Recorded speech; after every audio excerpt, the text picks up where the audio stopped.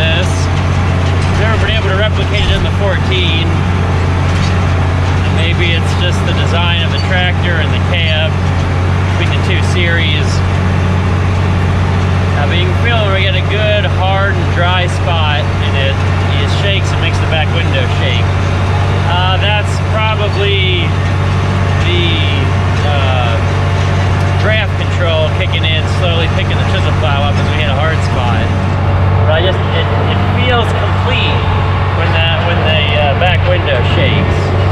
Oh, and for those folks who can't look and watch the beginning of the video, but I put a date because this video will probably not be posted until about the beginning of August. It's July 9th. Yes, and I'll probably have text in the video to say that. And I don't always put it in the description, but it seems like there's a few, I'll just be nice and say a few viewers who don't watch that very well or see it. So right here, chisel plowing, it's dry. We've missed out on rain for the last week just because pop-up storms went around us for once. So we're plowing her dry. Really dry. Oh, going up a hill. We're gonna get the front wheels off.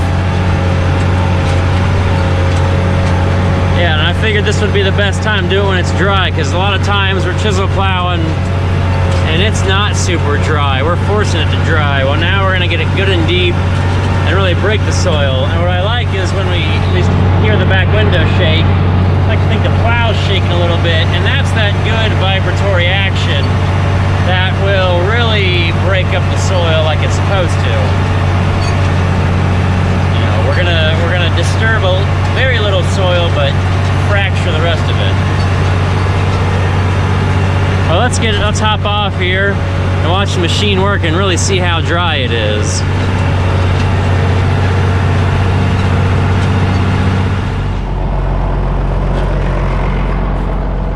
Now that we've hopped off here, well, we can see some remnants of a pop-up storm that was somewhere off to the north. We missed yet again. We got lucky after doing all that hay and straw that it came close. But this ain't hand grenades and it's not horseshoes. We got the hay done. So how dry is it? Well, you see that nice, smooth waxing?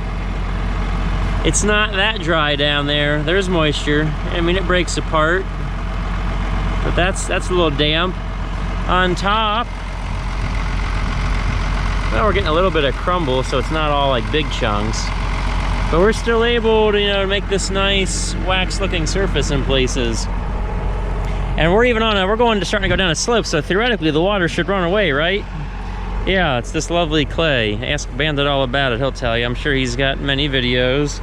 I mean, he's flatter than we are, but we still got the same junk over here. So we're gonna try to plow it up, break it up. I mean, a couple of places out here have been making dust. It is that dry on top.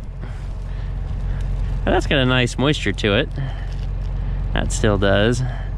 Yeah, so we're, they say you're 2 weeks away from you're never more than 2 weeks away from a drought. Well, I haven't farmed around here. We're, 2012? That was supposedly really dry.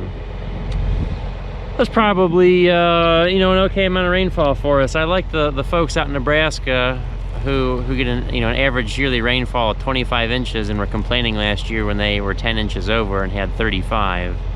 Our yearly average is like 39, and I bet we could probably farm here real comfortably and not have any problems, being in the lower 30s or even upper 20s. Just because we hold the moisture in. The Ohio State University came down to our area.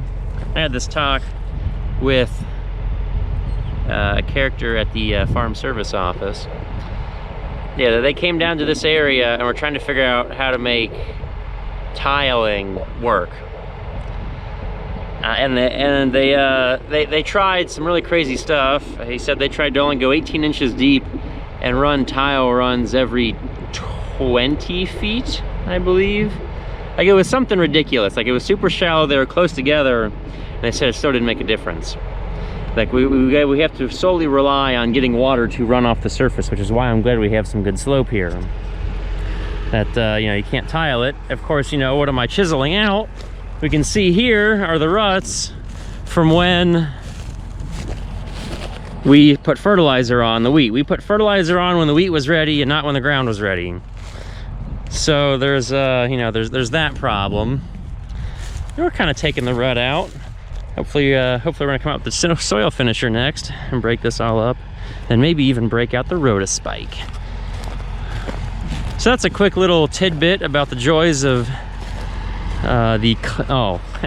it's the Claremont soil type is what's really flat and nasty. This isn't all Claremont out here.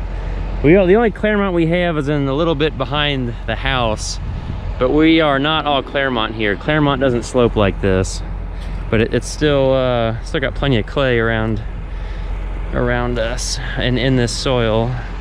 Woo!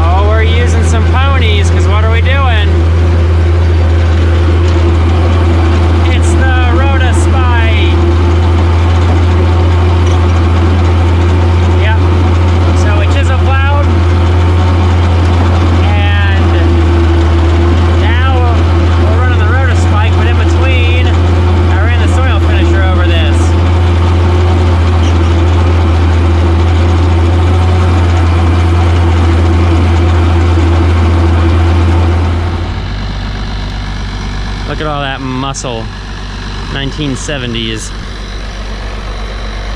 And then probably the Rota spike is a very similar age, 80s at the newest. So if we see, we got clods over here, and I took the soil finisher across, so at least we have even clods. And the Rota spike beats it all into submission. So we plowed her dry, and now we're beating it into submission. It's not as dry because we had 2/10 of an inch of rain at lunch. So I got a little bit of moisture back in the soil. We'll make a little bit of dust. It's not too wet, and I have a lot of overlap right here, but we're getting close to the road. So I'm not gonna even out finish. I'm not gonna finish. I started in the middle of the field, and I'm gonna have an odd number of overlaps here at the edge. So who's ready to see this turn some dirt? This guy uses some ponies. It's kind of why I got the 2+2, just to wrestle this thing around, that I need the front end,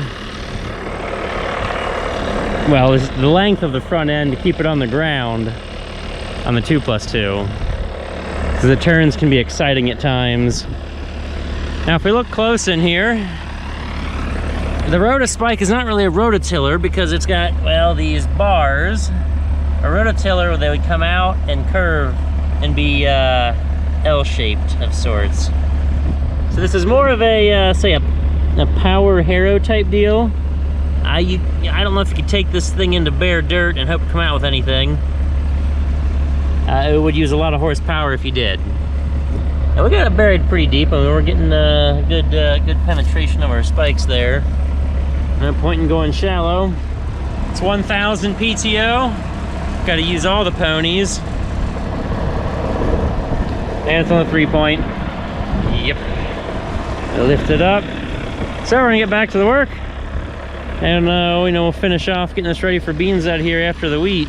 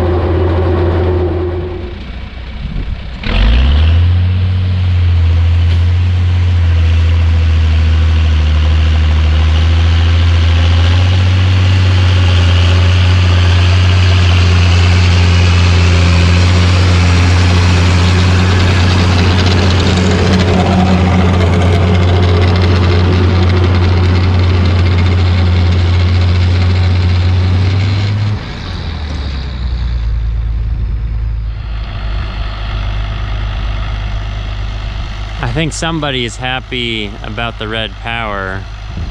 You can see the rainbow there. We just had, well, 20 drops, and being late in the day, there was, you know, the sunshine coming in underneath the cloud. And I just had a little cold front come through, and that is well defined. Probably a pot of gold over there, or a pot of gold over there, and then there's a second one going, if you can see that. Hard to see it on the camera, but I can just barely pick it out. Guess that's a good sign, right?